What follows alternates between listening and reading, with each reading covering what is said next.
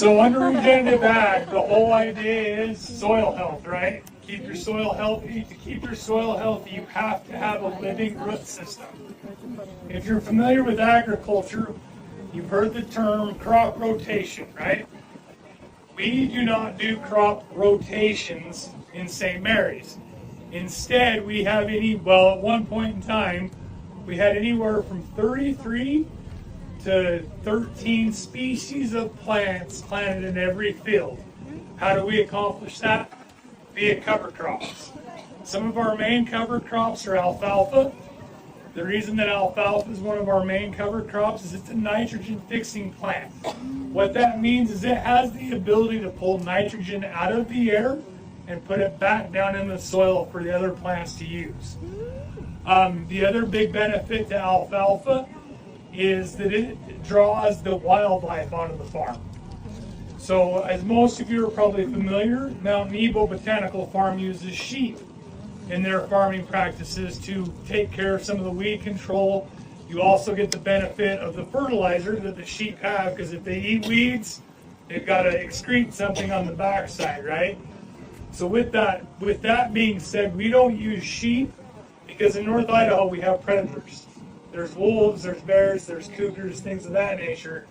So instead we use what Mother Nature has to offer. So Mother Nature has the white-tailed deer, has the elk around us. Let's use that. That also comes at a cost. Because if we bring elk in and we bring deer in, what did Mary tell you at lunch? They're eating our crops, right?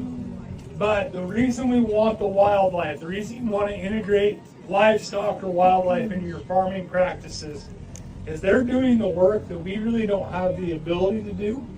So when our fields are muddy, we're not out with a tractor or out walking in them because they're too muddy, right? When the deer walk across them, our Creator designed deer, elk, beef, lamb, goats. Their hooves are shaped like this, right?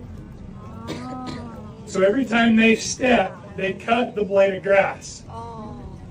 That makes it more readily available for the microbiome because the bacteria in the soil, the beneficial bugs in the soil, can't eat a blade of grass that's a foot long. They want to eat it when it's this long. So the deer is actually cutting it. The other benefit is when they step in the mud and they sink up to their knee, that organic matter is now readily available where the microbiome is. It's down where the bugs are. It's not up on top of the soil. Yes, the bugs will get to it when it's laying across the top. However, it takes a lot longer for that process to happen. It's more readily available if it's under the soil in the root zone. Then the plants can start uptaking it almost immediately. So that's one of our purchased covers.